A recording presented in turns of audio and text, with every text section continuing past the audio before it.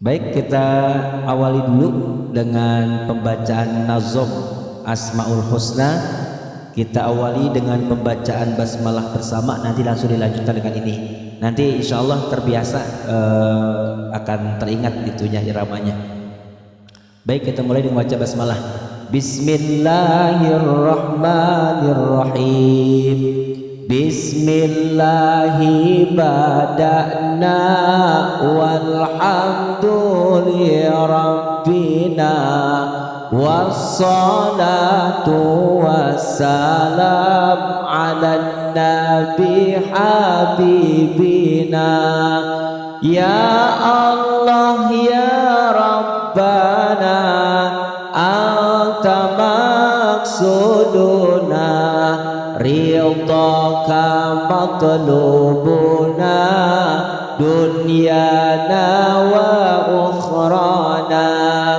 Ya Rahmanu ya Rahim ya Maliku ya Kudus ya Salamu ya Mu'min ya Muhaimin ya Aziz ya Jabbar Mutakabbiru ya Khaliqu ya Bari'u ya Musawwiru ya Ghaffar ya Qaharu ya Wahhab ya Razzaqu ya Fattah ya Alimu ya Qabid ya Basitu ya Khafid ya Rafi'u ya Mu'iz ya Muzillu ya Sami' ya Basiru ya Hakam ya Adlu ya Latifu ya Khabiru ya Halim ya Azimu ya Ghafur ya Syakuru ya Ali ya Kabiru ya Hafiz ya Muqitu ya Hasib ya Jalilu ya Karim ya Raqibu ya Mujib ya Wasi'u ya Hakim ya Wadudu ya Majid ya Ba'isu ya Syahid ya Aku ya Wakilu ya Qawiyu ya Matin ya Waliyu ya Hamid ya Muhsi ya Mubdi'u ya Mu'idu ya Muhyi ya Mumitu ya Hayyu ya Qayyumu ya Wajid ya Majidu ya Wahid ya Ahadu ya Samad ya Qadir ya Muqtadir ya Muqaddim ya Muakhir ya Awwalu ya Akhir ya Zahiru ya Batin ya Wali ya Muta'ali ya Barru ya Tawwabu ya Muntaqimu ya Afu ya Ra'ufu ya Malik Malikal Mulki Zal Jalali ya Muqsitu ya Jami' ya Ghaniyu ya Mughni ya Mani'u ya Dar ya Nafi'u ya Nur ya Hadi ya Badi'u ya baqi ya warisu ya rasyidu ya sabur azza jalla zikruhu. Ini seperti kemarin ayat di atas, bi asma'ikal husna ighfir lana dzunubana wali walidina wa dzurriyyatina kaffir anna sayyi'atina wastur ala uyubina wajbur ala nuqsanina warfa' darajatina wazidna ilman nafi'a warizqan wasi'a halalan thayyiba wa amalan salihah wa nawwir qulubana wa yassir umurana wa sahih ajsadana daimah ayatina illal khairi qarribna anil syarri ba'idna wa qurba rajauna akhiran nilnal muna balil maqasidana wa qadi hawaijana walhamdulillahina allazi hadana salli wa sallim ala taha khalilir rahman wa alihi wa sahbihi ila akhiriz zaman. Itu dia nazam asmaul husna. Doanya banyak itu Bu. Nih sedikit aja doa. Nih. Dengan asmamu ya Allah asmaul husna, ampuni dosa kami, anak-anak kami, keturunan cucu kami. Itu doa artinya ya biar nanti sedikit paham. Nih kemudian maafkan atau apa ya, tebuslah kesalahan kami, tutup daripada aib-aib kami. Ini doanya artinya Bu ya.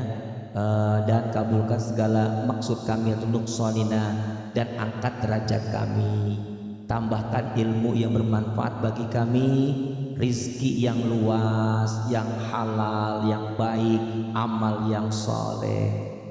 Nih nawir kulubana, sinari terangi hati kami, mudahkan urusan kami, sehatkan badan kami, dan kemudian daim itu istilahnya apa ya, semua daripada kehidupan kami sampai kepada kebaikan dekatkan kepada kami, dan keburukan jauhkan dari kami. Artinya luar biasa. Kemudian tadi ya, dekatkan daripada pertemuan kami denganmu ya Allah, akhir daripada kami dengan kebahagiaan, kabulkan maksud kami, kabulkan hajat-hajat kami. Itu manfaat, itunya artinya kurang lebih seperti itu. Baik para ibu, kita mulai saja karena sudah dibuka dengan nazum asmaul husna, maka saya lanjut dengan bismillahirrahmanirrahim. Assalamualaikum warahmatullahi wabarakatuh. Innal hamdalillah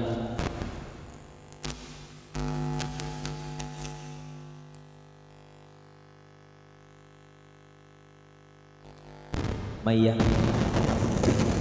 wa may yudlil fala hadiyalah. Asyhadu an la ilaha illallah wahdahu la syarikalah wa asyhadu anna sayyidana wa nabiyyana Muhammadan abduhu wa rasuluh. Allahumma fassalli wa sallim wa karrim wa azim ala sayyidina Muhammad wa ala alihi wa ashabil mujahidin at-tahirin, amma ba'du. Kepada para ibu yang kami muliakan, pada kesempatan hari ini, malam ini yang baik ini, kita patut bersyukur kepada Allah karena atas limpahan rahmat, nikmat, taufik hidayah kepada kita semua, sehingga kita semua bisa berkumpul di majelis ilmu yang mudah-mudahan ilmu yang kita peroleh senantiasa membawa manfaat di dunia wal akhirah. Amin ya rabbal alamin. Salawat ma'asalam semoga tercurah limpah kepada junjungan baginda Nabi kita Muhammad sallallahu alaihi wasallam yang telah membawa kita semua, menyelamatkan kita semua.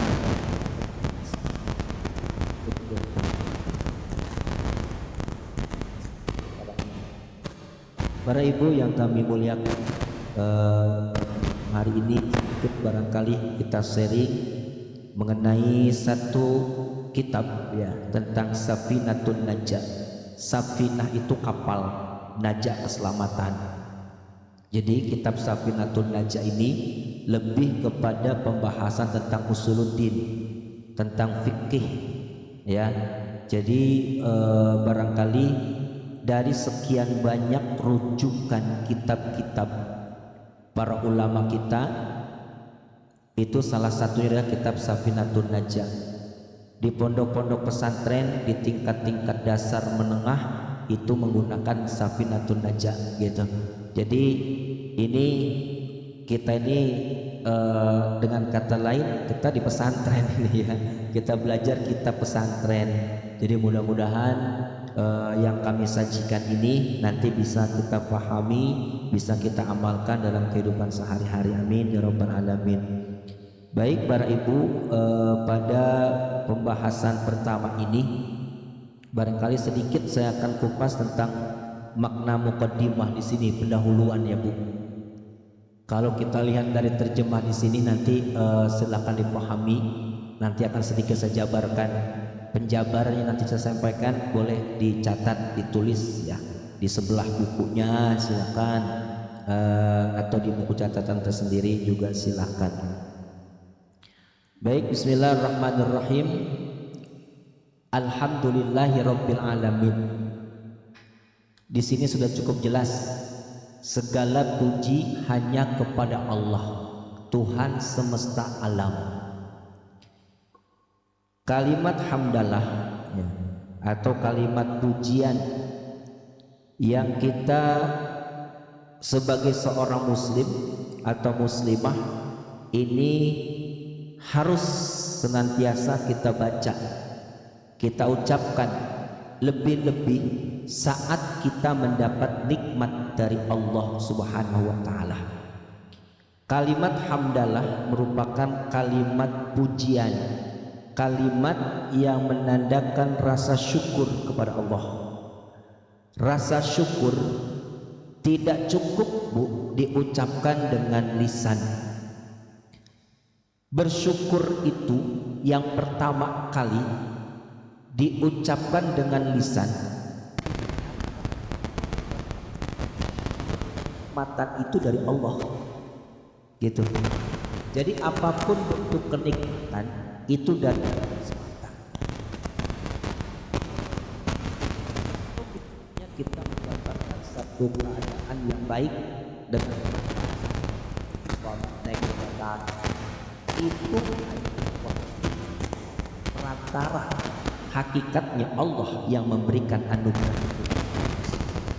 Jadi nikmat yang kita terima dari Allah tidak cukup dengan ucapan di lisan alhamdulillah, tapi yakini, benarkan bahwa nikmat itu dari Allah. Jangan sampai apalagi ada di antara kita itu kan gara-gara saya mempromosikan, berarti kenikmatan itu seakan-akan dirinya yang memberikan. Itu sangat keliru gitu, itu salah.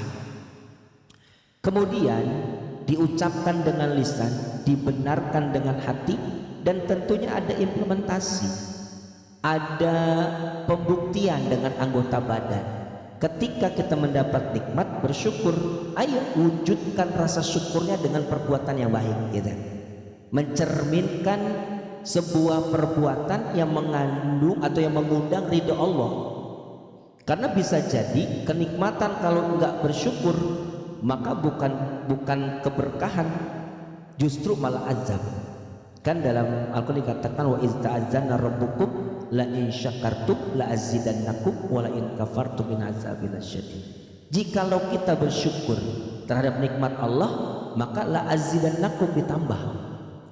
Wa la in kafartum, tapi kalau kita ingkar, oh ini kan saya naik jabatan, saya sukses kan karena perjuangan saya, kan gitu. Itu salah, Bu. Kita berjuang tanpa Allah kasih sehat bisa berjuang? Tidak. Ini kan karena kepandaian saya misalnya. Ini sudah tidak dibenarkan dalam Islam. Jadi dalam Islam itu segala apapun yang kita terima itu hak Allah, artinya mutlak milik Allah gitu. Kita mah sebagai penerima, jadi tidak boleh ngaku-ngaku.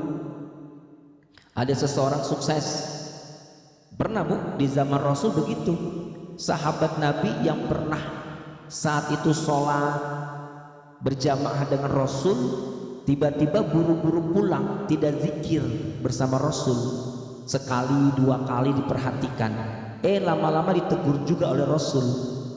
Yang inti isi tegurannya, kenapa kau tidak bersama dengan kami untuk berzikir dahulu? Kata si sahabat mengatakan, saya itu buru-buru karena istri saya menunggu di rumah, karena saya harus bergantian sarung. Istri saya nungguin mau sholat juga, kalau nggak punya, kalau sarungnya satu aja gitu ya, bagaimana dia nanti bisa sholat? Jadi seburu-buru itu tujuannya agar apa? Agar bisa gantian. Maka dari itu Rasulullah, si sahabat ini minta sama Rasul agar didoakan agar dia itu berkecukupan gitu dulu. Kalau misalnya dia berkecukupan kan bisa beli sarung lebih dari satu, sehingga istrinya bisa sholat tenang di rumah, beliau pun bisa berzikir dengan Nabi bersama-sama di masjid. Akhirnya Rasulullah memberikan seekor kambing yang sudah sedang mengandung, dipelihara lah sehari, 2 hari, seminggu, 2 minggu, sebulan, 2 bulan, setahun, 2 tahun. Si sahabat ini yang tadinya rutin melaksanakan sholat berjamaah tiba-tiba hanya seminggu sekali. Ditanya oleh sahabat yang lain, kemana si fulan? Oh, sibuk Rasul dengan hewan peliharaannya, karena hewan ternaknya itu begitu berkembang biak sampai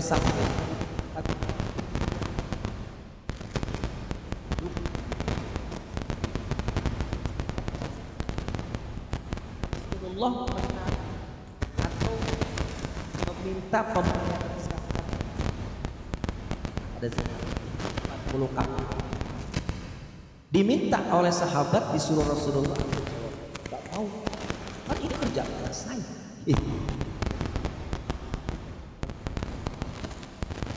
Segala puji bagi Allah, pujian di sini kita sandarkan mutlak hanya bagi Allah. Kita muliakan Allah, kita Allah yang memberikan berbagai macam nikmat. Kemudian lillah, alhamdulillah, tentu kita sudah paham. Lillah itu bagi Allah, artinya bahwa pujian yang kita ucapkan itu hanya milik Allah. Jadi boleh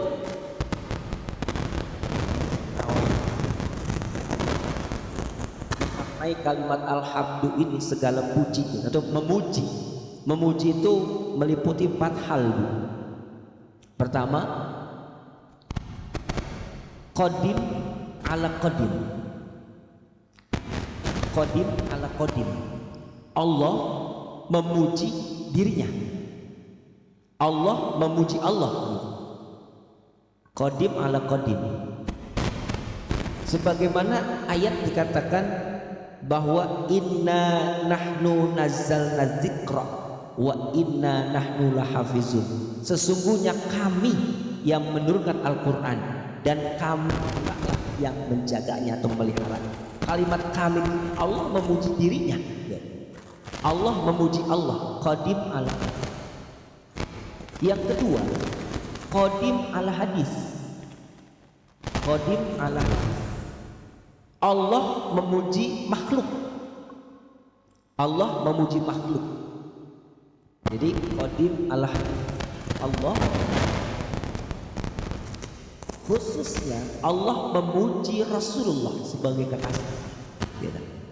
Jadi Allah tidak sedikit dalam hadis qudsi, dalam ayat itu memuji Rasulullah. Yang ketiga, hadis al-qadim. Hadis al-qadim, makhluk memuji Allah.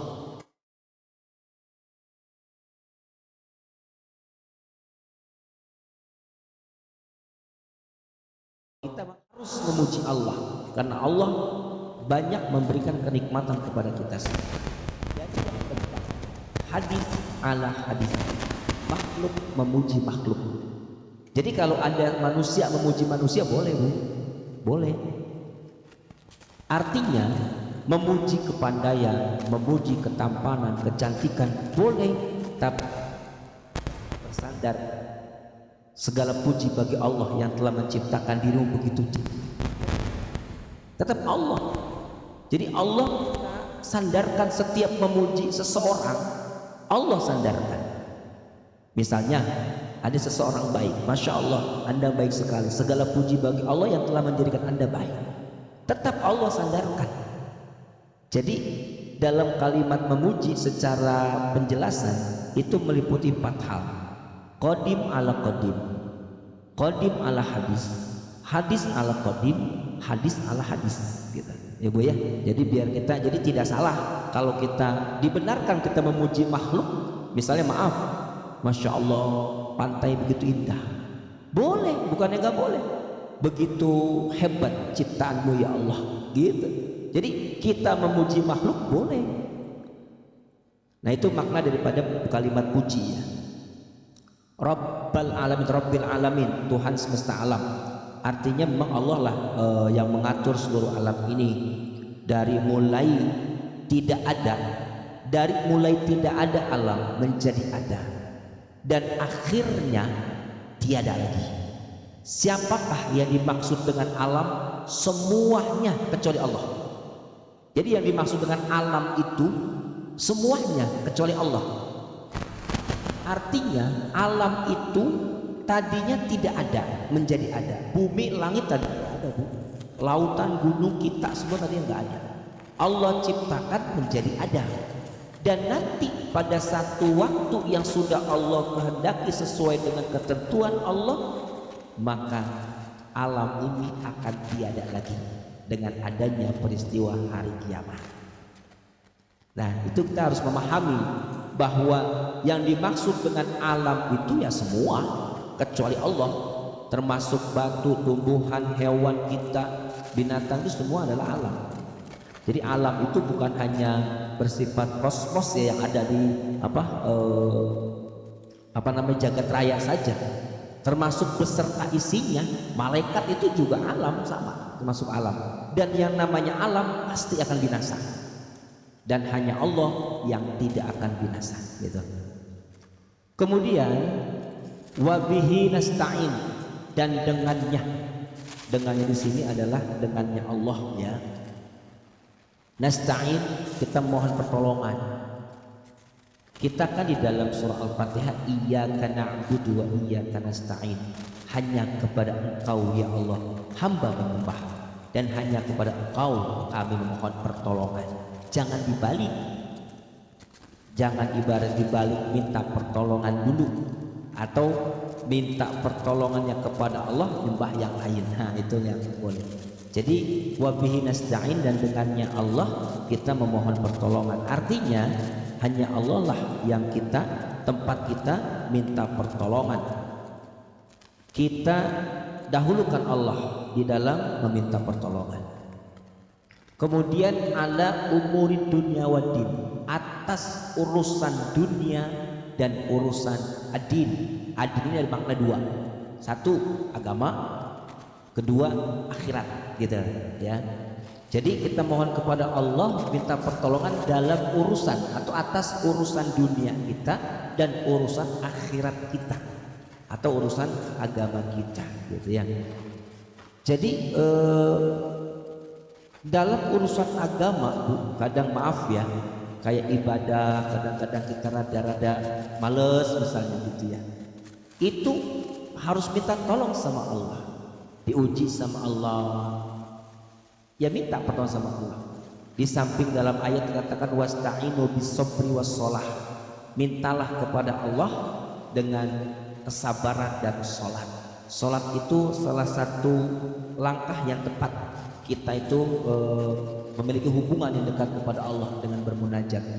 Wa sallallahu wasallama ala sayyidina Muhammadin, sholawat serta salamnya semoga selalu tercurah kepada pemimpin kita yaitu Nabi Muhammad sallallahu alaihi wasallam, penutup para nabi, khataman nabiin. Ada yang membaca khataman nabiin, ada yang baca khatimin nabiin, ada. Kedua-duanya boleh ya. Jadi Nabi Muhammad itu adalah seorang rasul, seorang nabi, khatam, penutup. Jadi tidak ada lagi nabi setelah Nabi Muhammad SAW.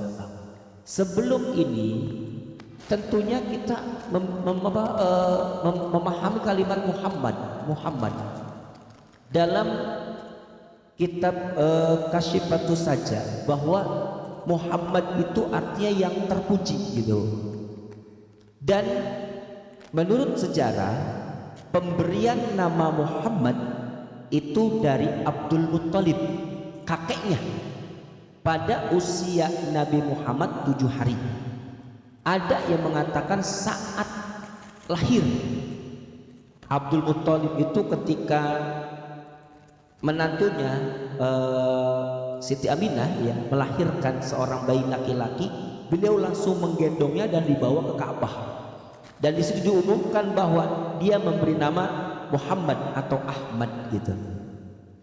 Padahal penduduk Mekah saat itu protes karena nama Muhammad itu nggak pernah ada sebelumnya. Dan satu-satunya nama Muhammad ya Nabi Muhammad saat itu. Gitu. Jadi kenapa sampai protes orang-orang Quraisy saat itu ya? Kenapa wahai engkau Abdul Muttalib memberikan nama tersebut sedangkan nama tersebut nggak pernah ada? Di sebelum leluhur-leluhurmu nggak ada nama Muhammad gitu. Karena katanya Abdul Muttalib, aku berharap dengan nama Muhammad cucuku ini menjadi orang yang terpuji dan dipuji dunia sampai akhirat. Jadi nama Muhammad atau Ahmad itu artinya yang terpuji. Khataman nabiin, khatimin nabiin, penutup segala nabi. Jadi tidak ada nabi lagi setelah Nabi Muhammad SAW. Wa alihi wa sahbihi ajmain. Dan atas solawat tadi, solawat dan salam tadi itu atas keluarga dan para sahabat semuanya. Siapa sahabat? Banyak pendapat mengatakan semua orang yang beriman di masa Rasulullah hidup itu disebut sahabat gitu. Keluarga ya tentunya keluarga bisa paham, ajmain semuanya. Wala haula wala quwata illa billahil aliyil azim. Dan tidak ada daya dan kekuatan kecuali dengan Allah yang maha tinggi dan lagi maha agung atau maha perkasa. Itu mukadimah yang saya sampaikan. Baik Ibu, kita lanjut kepada fasal yang pertama dalam kitab Safinatun Najah. Kenapa ini penting saya sampaikan dari mukadimah dan juga urutannya rangkaiannya? Karena ini juga sangatlah penting kita pahami. Faslun, satu fasal, satu pembahasan, satu bab sama saja. Arkanul Islam, rukun-rukun Islam atau rukun Islam, khamsatun, khamsah, 5 ya. Nah, artinya komitmen kita bahwa selain dari 5 pokok ini bukan rukun Islam gitu. Misalnya ada dikurangi atau ditambah, misalnya ada orang menambah rukun Islam jadi 6 misalnya, itu bukan rukun Islam ya. Jadi rukun Islam itu adalah 5 yang sesuai dengan daripada yang kita tahu daripada Rasulullah SAW. Para ibu yang kami muliakan, kemudian dalam satu penjelasan bahwa kalimat Islam, nah, Islam itu apa? Artinya Islam itu apa? Selamat secara lugawi, Islam itu adalah selamat. Selainnya ada lagi? Ada? Itu Islam menurut pemahaman kita selamat, sejahtera gitu ya. Tapi menurut Imam Bajuri mengatakan Islam itu menurut bahasa artinya mutlak mengikuti. Islam itu artinya mutlak mengikuti. Artinya bila kita sudah menyatakan kita sebagai seorang muslim atau beragama Islam, maka kita harus mengikuti hukum-hukum syariat. Dalam Al-Quran dikatakan, ya ayyuhallazina amanu dukhulu fis-silmi kafah.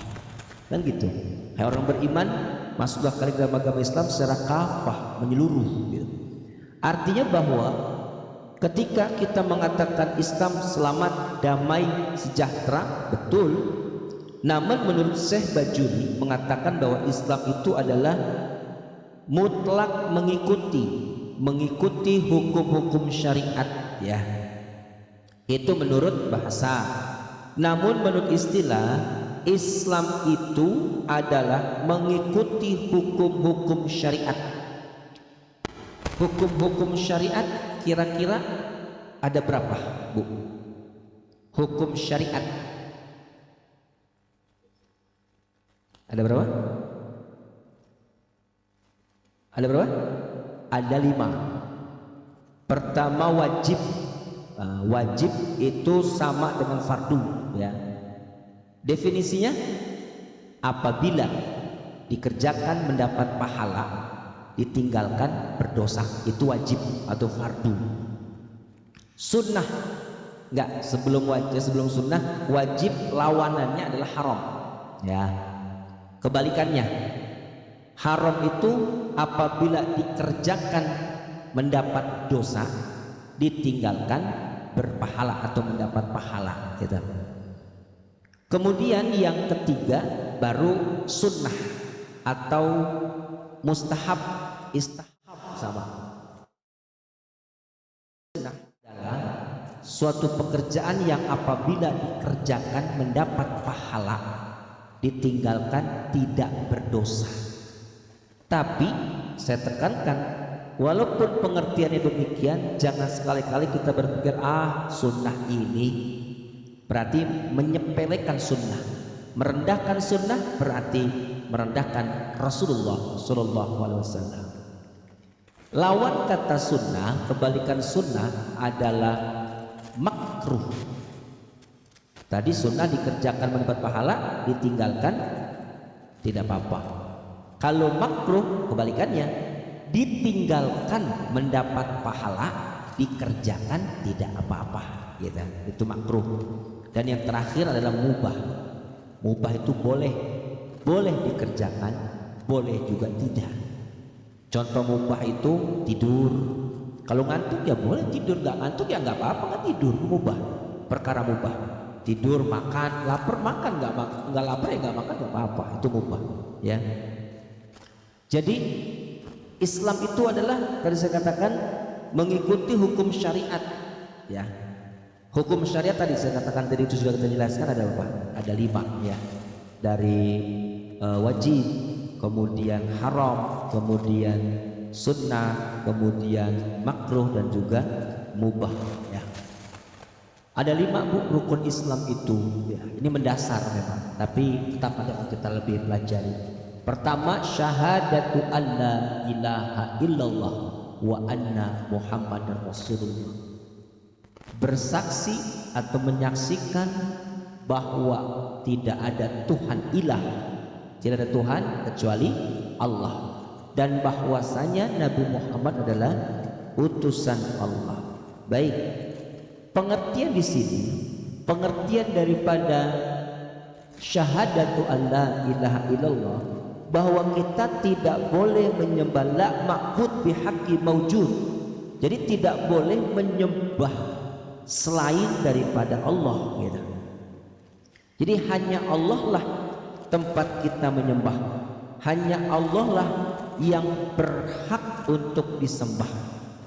Pengertian sembah, kira-kira apa sembah itu? Sesuatu yang harus kita ikuti atau abdikan gitu ya. Abdikan, melayani, nggak sama saja seperti itu. Jadi kalau kita masih mendahulukan sesuatu selain lebih memprioritaskan sesuatu ketimbang Allah, berarti kita masih ada sesembahan lain selain Allah. Itu. Kemudian wa anna Muhammadar Rasulullah, dan bahwasanya Nabi Muhammad adalah utusan Allah. Satu pertanyaan, Allah mengutus Nabi Muhammad ini ada khilafiyah, Bu. Ini supaya kita biar tahu ya. Pertama, kita ini menurut ibu dulu deh, saya tanya. Menurut ibu, Nabi Muhammad diutus oleh Allah kepada siapa?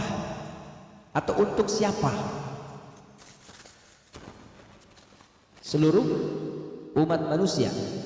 Seluruh umat manusia. Berarti dari sejak zaman Nabi Adam. Seluruh umat manusia. Berarti termasuk zaman Nabi Adam. Begitu. Ayo coba deh. kita diskusi dah. Gimana? Ya. Makanya di sini Bu, ya, di sini kita lebih memahami tentang Nabi Muhammad utusan Allah. Yang pertama, para ulama memang berselisih pendapat tentang terutusnya Rasulullah kepada siapa. Pertama, ada yang mengatakan Nabi Muhammad diutus untuk seluruh alam, sebagaimana Allah nyatakan wa ma arsalnaka illa rahmatan lil alamin. Tidak akan kuutus kau hai Muhammad kecuali untuk memberi kasih sayang kepada seluruh alam. Jadi Nabi Muhammad walaupun nabi terakhir, namun beliau diutus untuk seluruh alam. Yang namanya seluruh alam saya katakan tadi termasuk malaikat, termasuk tumbuhan, hewan, pasir, batu, kerikil dan sebagainya. Nah, itu pendapat yang sesuai dengan ayat yang saya katakan tadi. Kemudian Syekh Halimi dan Baihaqi menetapkan bahwa Rasulullah Nabi Muhammad tidak diutus kepada para malaikat menurut beliau. Tapi menurut Syekh Suyuti dan Syekh Taqiyuddin Az-Subki mengunggulkan bahwa Rasulullah diutus kepada mereka, kepada para malaikat juga. Karena ketika kita tahu dalam sejarah Nabi Adam diutus oleh Allah, dicipta oleh Allah, kan para malaikat disuruh berikrar ya, atau mungkin bersujud, pengertiannya mengakui bahwa Nabi Adam adalah lebih mulia dan memiliki sebagai seorang nabi dan rasul. Nah, kemudian menurut pendapat yang masyhur gitu ya, menurut Syekh Az-Subki menambahkan bahwa Rasulullah diutus kepada seluruh para nabi dan umat-umat terdahulu, dan bahwa Nabi Muhammad pernah bersabda yang artinya aku diutus kepada seluruh manusia, mencakup manusia awal Nabi Adam sampai kepada manusia akhir. Bu, makanya kalau kita bicara sejarah Rasulullah kan begitu luar biasa. Beliau diutusnya terakhir, Nabi penutup Bu ya. Tapi perlu kita ketahui 1000 tahun, bahkan ada mengatakan 100.000 tahun sebelum Nabi Adam diciptakan, sebelum langit dan bumi diciptakan, nur Nabi Muhammad sudah ada. Tuh, makanya dalam beberapa kitab dikatakan Nabi Ibrahim nggak mempan dibakar karena ada nur Nabi Muhammad. Nabi Yusuf begitu ganteng luar biasa karena dititipkan nur Nabi Muhammad. Memang haknya kepada si pemilik sebenarnya di akhir, yaitu Nabi yang terakhir. Tapi jauh sebelum nabi-nabi yang lain itu diciptakan, jangan diutus, diciptakan pun belum, nur Nabi Muhammad sudah ada. Termasuk dunia ini belum diciptakan, nur Nabi Muhammad sudah diciptakan. Bahkan kata Allah dalam hadis qudsinya, kalau bukan karena engkau hai Muhammad, dunia enggak aku ciptakan. Luar biasa. Jadi Nabi Muhammad itu tidak salah kalau kita menyanjung beliau begitu dengan sanjungan-sanjungan, begitu dengan puji-pujian yang indah. Tidak ada salah, karena memang beliau patut dipuji. Kan sesuai namanya yang terpuji, kan gitu. Dan bahkan doa Abdul Muthalib sebagai kakek beliau, Nabi Muhammad akan terpuji dan banyak yang memuji dunia dan akhirat. Makanya kalau kita bicara sejarah Nabi, Masya Allah, ada satu kitab yang sering dibaca itu pada acara Isra Mi'raj biasanya Bu. Itu kitab itu gambarnya bunga mawar atau bunga ros lah yang saya lihat. Itu sejarah Nabi dari mulai sebelum diciptakan terus sampai kepada wafat itu ada. Ya. Dulu pernah saya sampaikan di ibu di anak si Azikra dan Sila waktu itu. Nanti kapan-kapan bolehlah kita kebet-kebet lagi buku itu ya Bu ya. Jadi itu rukun Islam yang pertama, kita bersaksi ya, bersaksi bahwa tiada Tuhan selain Allah Subhanahu wa taala dan Nabi Muhammad SAW adalah utusannya. Dan Nabi Muhammad diutus bukan hanya kepada kita, tapi diutusnya Nabi Muhammad untuk seluruh alam, untuk semua makhluk, termasuk bangsa malaikat, gitu Bu. Semua alam berarti termasuk malaikat, gitu ya. Kemudian Ibu, rukun Islam yang kedua, wa iqamus shalah, mendirikan sholat. Mendirikan sholat, kenapa tidak dikatakan di situ mengerjakan wa af'alus sholah? Kenapa menggunakan iqamis sholah? Tuh, iqamus sholah, karena penggunaan kata iqam, menegakkan di sini adalah sebuah penggunaan kata yang memang punya hal yang memang harus, tidak boleh tidak. Bahkan dalam satu hadis, pertama kali amal manusia nanti dihisab di alam kubur adalah sholat. Bila sholatnya bagus, maka amal yang lainnya pun ikut bagus. Tapi kalau misalnya yang lainnya sholatnya tidak bagus, yang lain pun tidak akan dianggap sebagai ibadah yang bagus. Sholat perlu kita ketahui adalah ibadah badaniyah, ibadah zohiriyah. Tanpa menggunakan anggota badan tidak dinamakan sholat. Belakangan ini banyak beredar, sholatnya cukup niat. Kan kita ada Bu ya, sholat mah nggak usah sholat, yang penting cukup niat. Kan katanya innamal a'malu binniyat, sesungguhnya amal perbuatan itu tergantung apa? Niat. Jadi cukup niat saja. Berarti kalau kita lapar, niat makan aja, saya makan kenyang. Tidak, harus ada perbuatan gitu, harus ada tindakan gitu Bu ya. Jadi sholat itu adalah ibadah zohiroh atau ibadah badaniyah gitu ya, yang paling utama. Jadi sholat itu ibadah paling utama. Yang kedua, puasa. Menurut kitab Kasyifatus Saja, itu pertama yang paling utama adalah sholat, yang kedua puasa.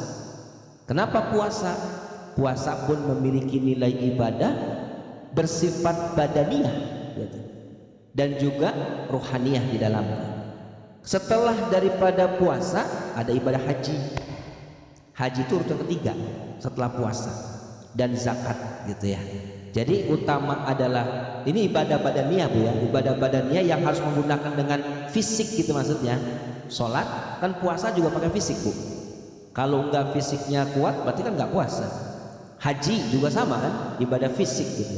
Kemudian zakat juga ditempatkan di urutan terakhir karena memang secara ketentuan zakat, hanya beberapa ketentuan zakat memang mengolahnya menggunakan fisik ya, sama dengan zakat harta pun mal sama, kita mengumpulkan uang pakai tenaga gitu ya.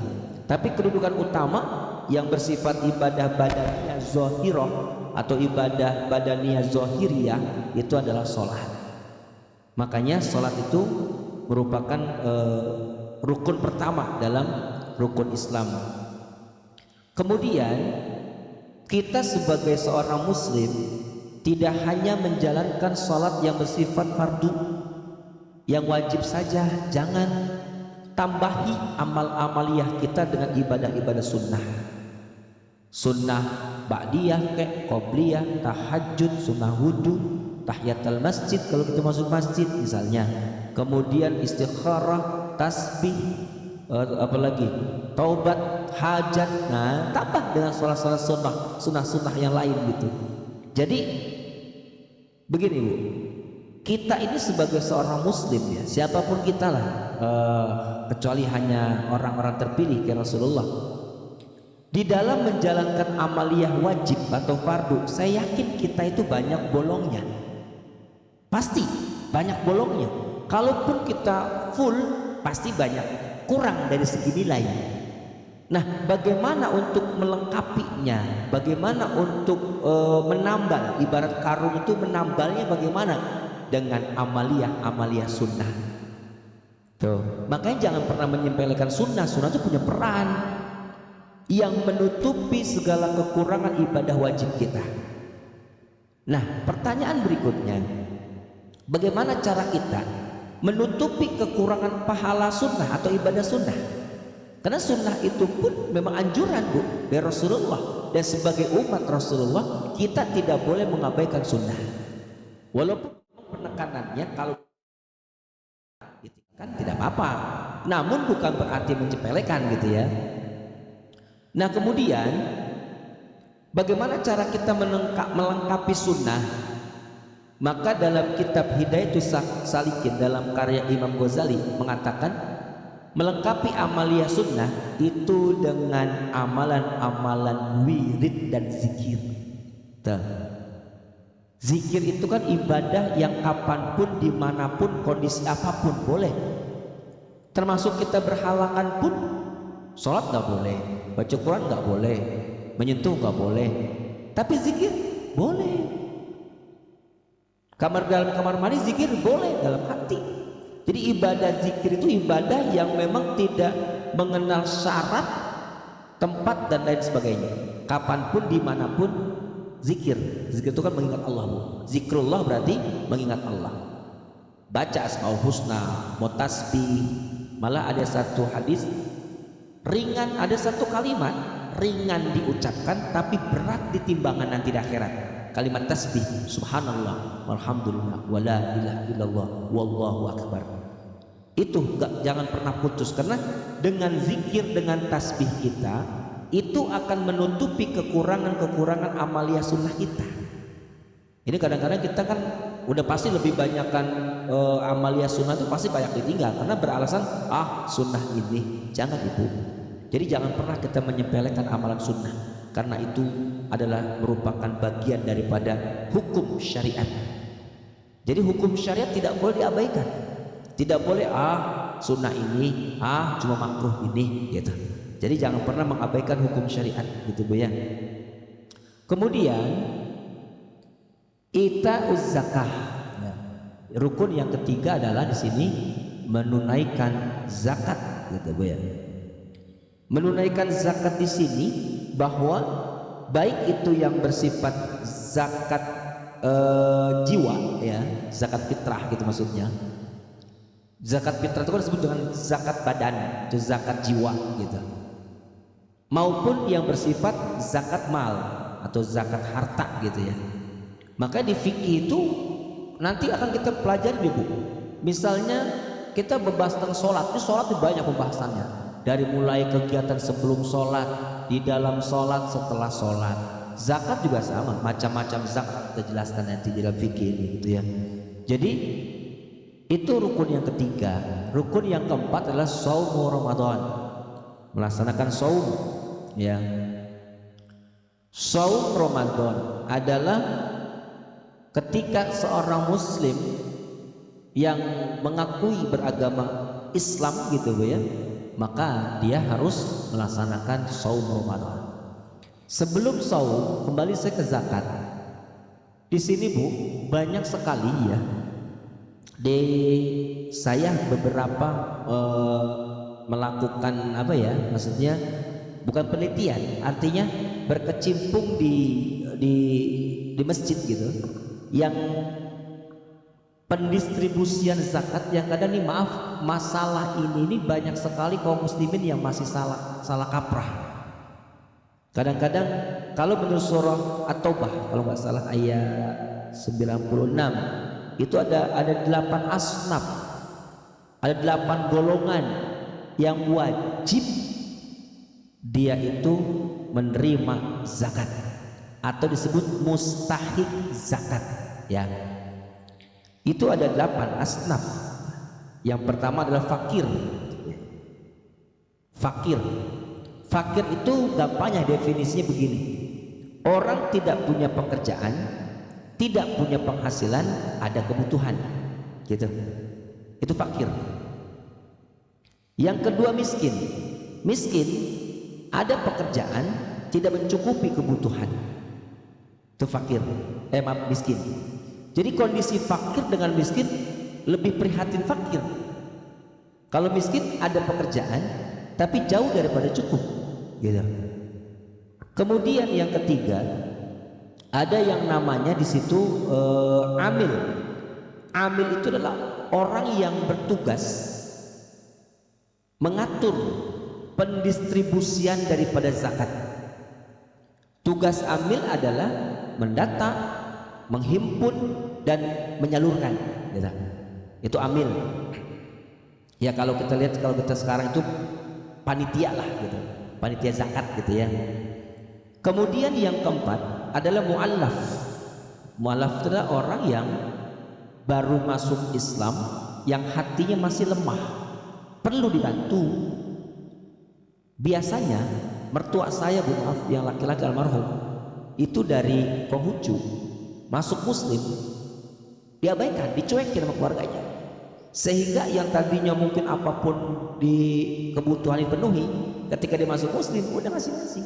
Nah, di saat dia masuk muslim itulah kita sebagai saudara muslimnya memberikan perhatian.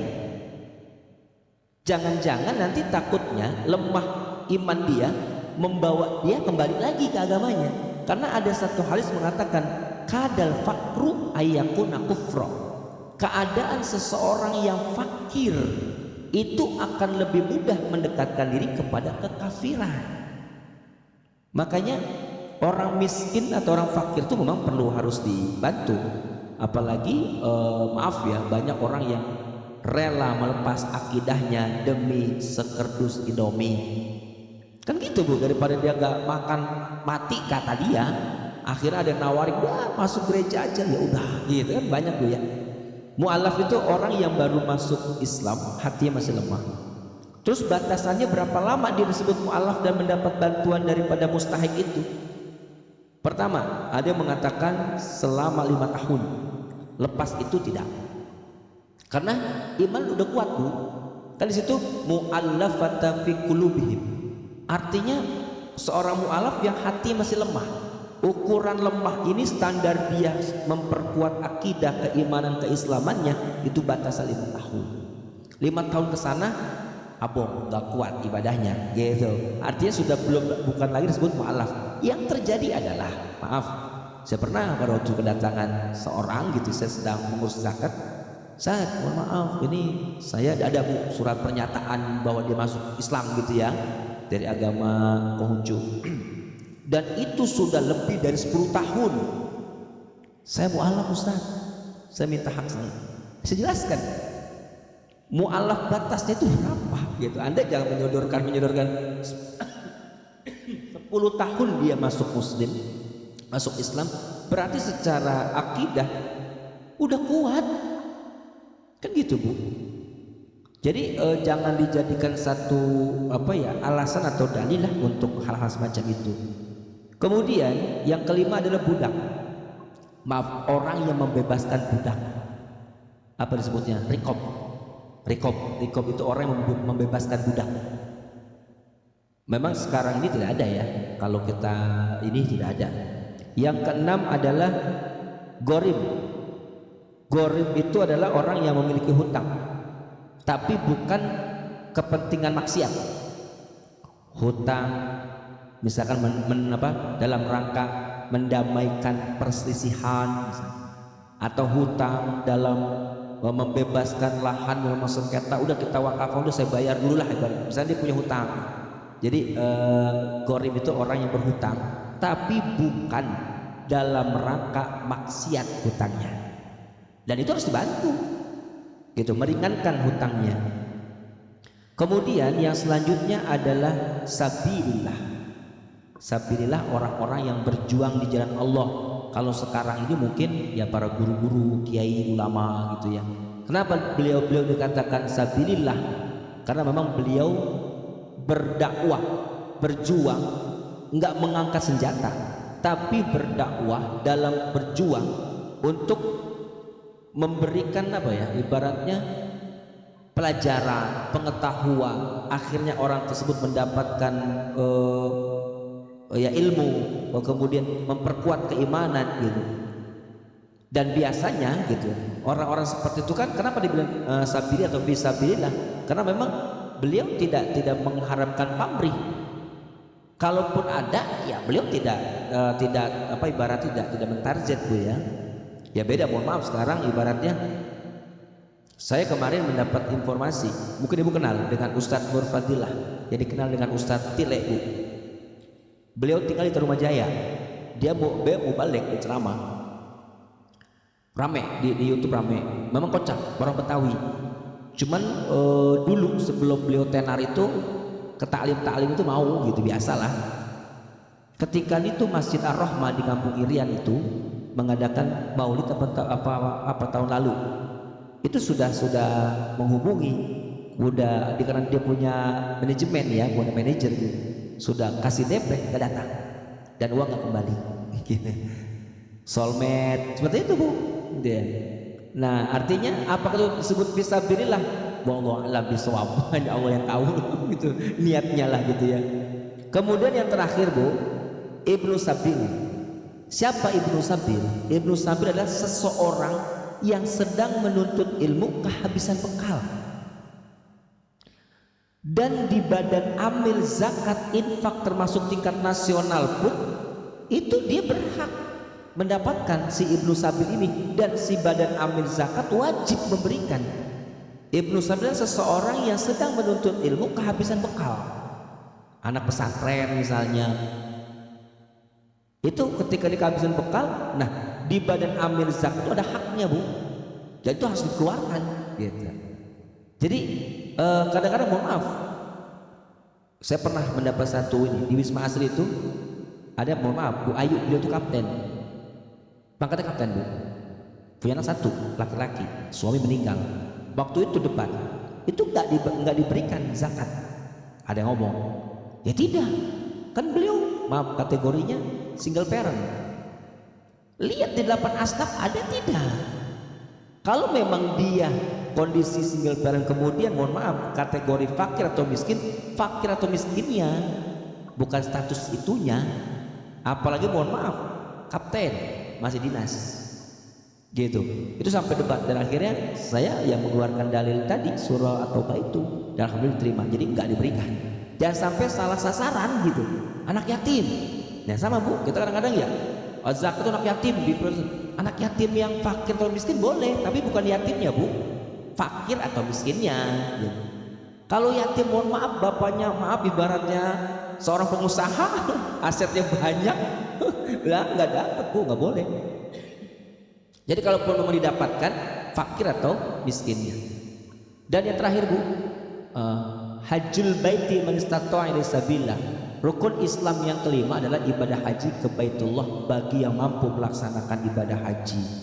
Makanya saya katakan tadi, kenapa urutannya sholat pertama, puasa, kemudian haji, baru zakat?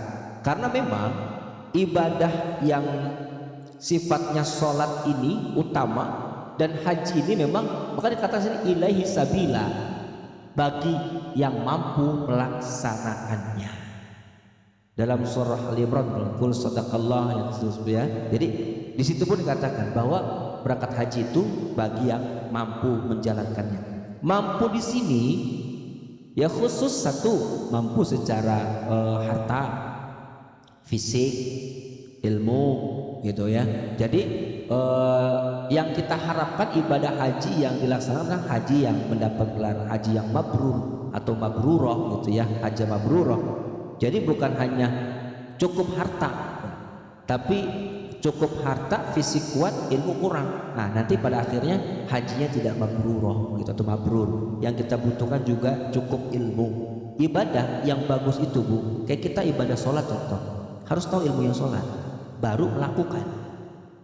Artinya segala ibadah itu harus dasarnya ilmu. Kita puasa harus tahu ilmunya puasa, berzakat harus tahu ilmunya zakat gitu. Haji pun sama. Agar apa? Agar ibadah yang kita lakukan diterima, kan itu tujuan kita. Jadi ibadah itu butuh ilmu. Ya maaf, haji pun juga butuh ilmu kan gitu. Harus tahu panjang pendeknya gitu kan. Jadi ibadah itu ya butuh ilmu, intinya seperti itu. Barangkali itu saja Ibu yang bisa saya sampaikan tentang rukun Islam yang 5 perkara ini. Yang nanti kita akan bahas tentang rukun iman. Nanti selanjutnya baru tentang apa? Toharah ya, toharah nanti ya. Ini kenapa ini diawali? Karena tadi saya katakan ibadah toharah, sholat, puasa, zakat dan lainnya tanpa kuat iman dan Islam, kan dasarnya iman Islam, Bu, kita melakukan ibadah itu, makanya kita harus mengenal apa itu Islam, apa itu iman gitu, agar nanti ibadah yang kita lakukan dasarnya iman dan Islam itu akan diterima. Perbedaan antara kita dengan orang non ya, dengan agama non gitu ya, dia berbuat baik, kita berbuat baik, itu yang diterima kita. Dasar apa? Iman Islam. Mereka tidak beragama Islam, berimannya pun bukan kepada Allah, maka secara otomatis tidak akan keterima di sisi Allah. Jadi makanya ibadah itu keterima tidaknya modalnya salah satunya ini yaitu memperkuat iman Islam dulu, Islam dan iman. Nanti buah dari iman Islam ada yang namanya ihsan, nanti akan kita bahas. Jadi iman ya, Islam, iman, ihsan. Ada yang mengatakan iman dulu, Islam baru ihsan gitu. Maka kalau kita zikir ada ibu misalnya doa apa, baca zikrullah, astagfirullahaladzim li wali walidayya walahum walil mu'minina wal mu'minat. Ada yang walahum lil muslimina wal muslimat, ya boleh aja, mau mukmin duluan boleh, muslimin duluan juga boleh, karena hadis Nabi di dalam kitab Arba'in Nawawi itu iman dulu, di keterangan lain Islam dulu gitu, jadi nggak masalah ya. Itu saja barangkali yang bisa saya sampaikan. Sebelum tutup doa, barangkali ada yang mau di-sharingkan tentang mengenai yang saya sampaikan tadi atau yang lain-lainnya, saya persilakan sebelum nanti akhirnya saya tutup.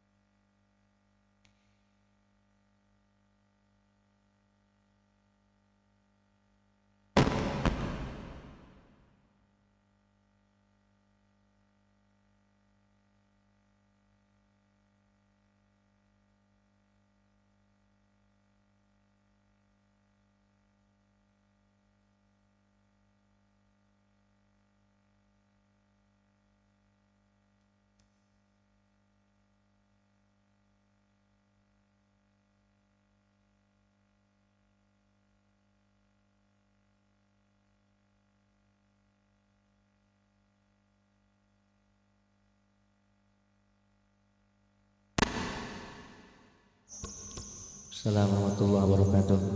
Betul Ibu, batasan daripada anak yatim itu ketika dia sudah diberikan sebuah kepercayaan, amanah, dan dia mampu menjalaninya, atau seseorang yang sudah mencapai usia balik gitulah. Bagaimana ketika kita menyantuni anak yatim namun anak tersebut sudah memasuki bahkan melewati masa balik ya, atau usia dewasa lah gitu. Bagaimana hukumnya? Ya, sebetulnya kalau kita melihat kondisi dia yatim, kemudian sudah terlewat batas usia dan kondisi dia juga mendukung dari kefakiran atau kemiskinannya, maka itu tidak akan merugi buat kita. Pahala itu akan dapat, tapi nilainya tidak dikategorikan sebagai yatimnya, tapi fakir atau miskinnya gitu ya. Nah, jadi tetap tidak akan sia-sia amalan yang kita lakukan gitu ya, karena memang beliau pun atau dia pun berhak gitu ya dari fakir atau miskinnya. Namun tidak kita ini kan keyatimannya, karena memang sudah batasnya sudah tidak batas penyantunan anak yatim itu ada ketentuan gitu ya, minimal di saat dia sudah mulai akil balik, sudah mampu dia mencari penghidupan sendiri, misalnya bekerja, ya tidak boleh gitu. Jangan sampai dia sudah lulus SMA, dia sudah bekerja masih bilang anak yatim aja misalnya gitu, itu tidak gitu ya.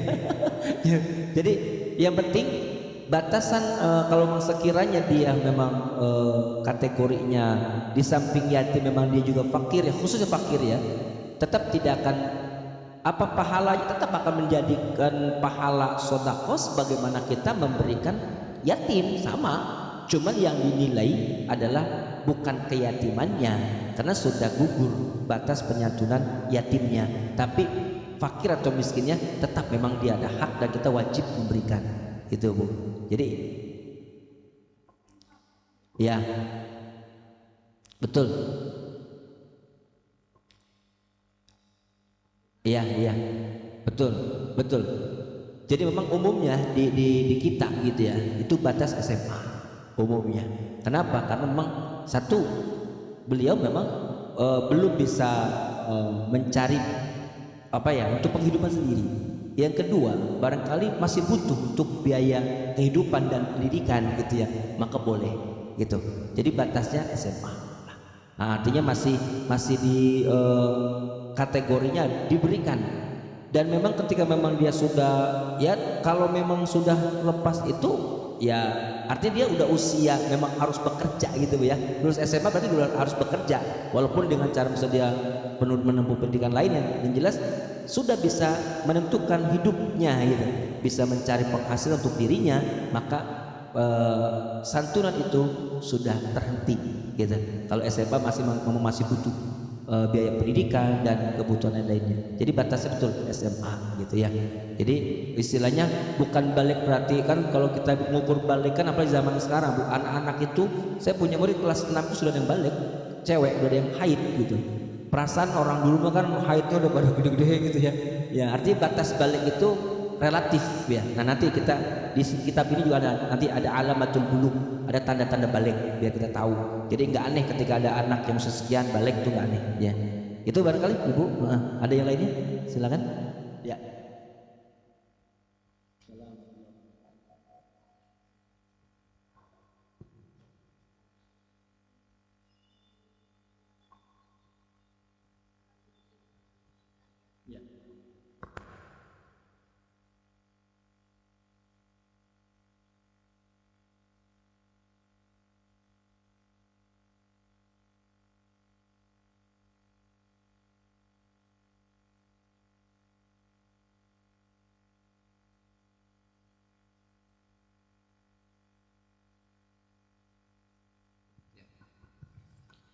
Betul Ibu. Jadi di dalam ibadah haji, pengertian manistato'a, pengertian mampu itu sebagian besar gitu ya, pendapat tidak cukup dengan kemampuan secara finansial, tapi fisik dan juga ilmu.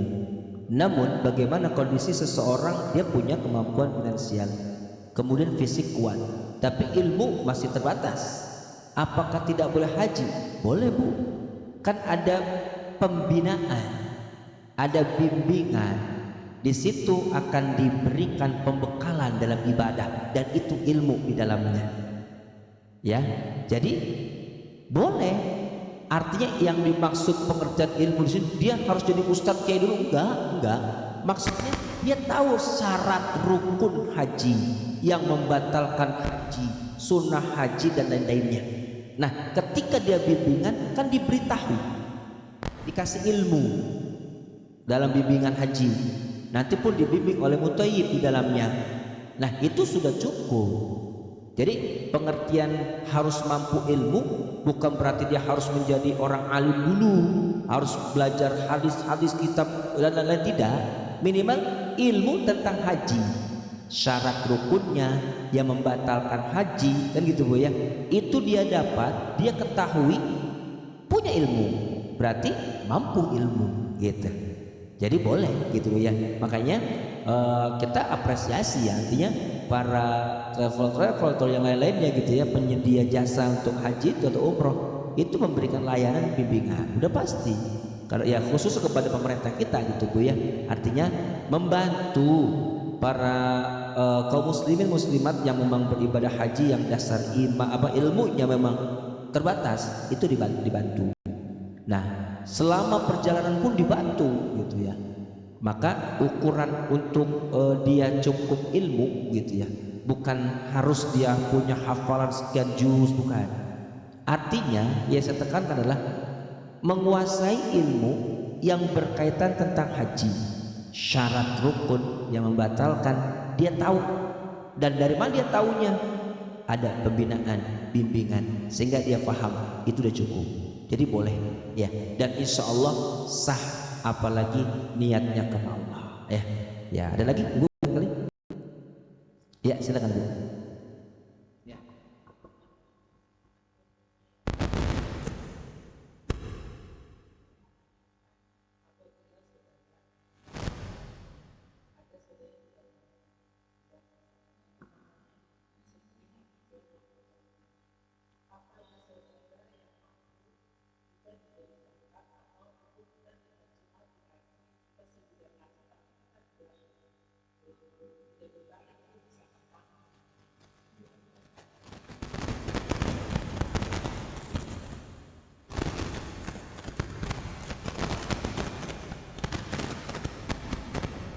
Ya, begini, kalau memang kita bicara tentang siapakah yang lebih dulu yang kita harus perhatikan gitu dalam hal pemberian hadiahkah, zakatkah, infakkah gitu ya, memang yang terdekat, keluarga terdekat.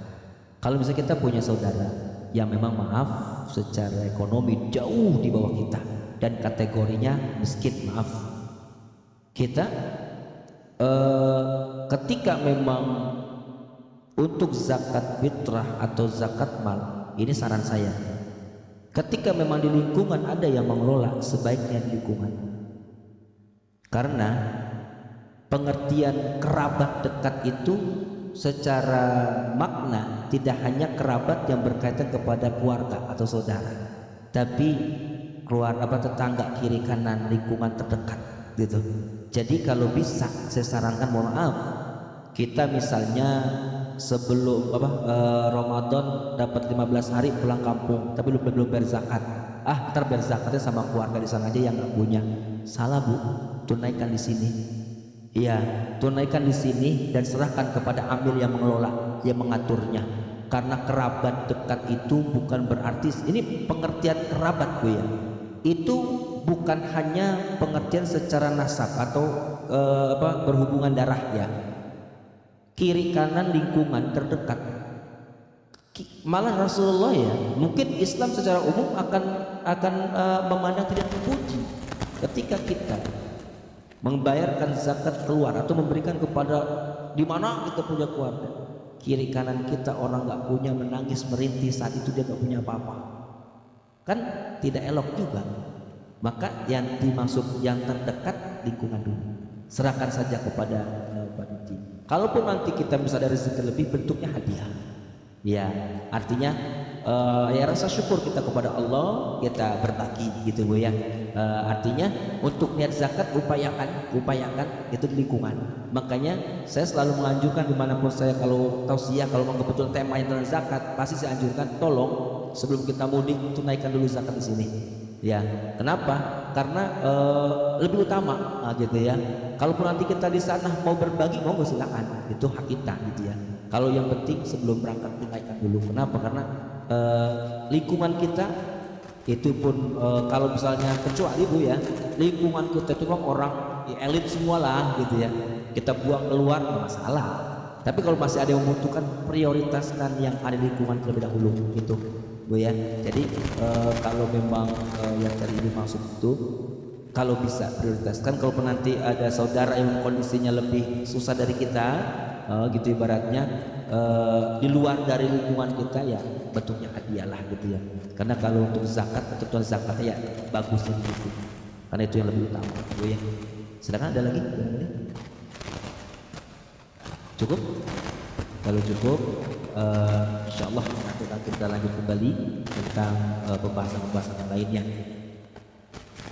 Mari sama-sama sebelum kita tutup doa, saya pribadi ya mohon diaturkan permohonan maaf apabila menyampaikan materi dan lain-lainnya banyak kekeliruan, ketidakpuasan daripada jawaban. Untuk sharing silakan kita sharing kembali kepada orang-orang yang kita anggap guru, yang kita anggap memiliki kemampuan di bidangnya. Silakan kita sharing kembali. Artinya tidak juga harus wah pendapat saya tok, tidak. Silakan sharing kembali. Yang penting yang kita ajak sharing mumpunilah ilmunya di bidangnya gitu Bu ya. Kalau mau agama, bicaralah sama yang berurusan agama. Baik, itu saja. Mari kita tutup bersama-sama dengan hamdalah dan kita lanjut dengan doa kafaratul majlis ya. Alhamdulillahirabbil alamin. Subhanakallahumma wa bihamdika asyhadu an la ilaha illa anta astaghfiruka wa atubu ilaik. Demikian, assalamualaikum warahmatullahi wabarakatuh.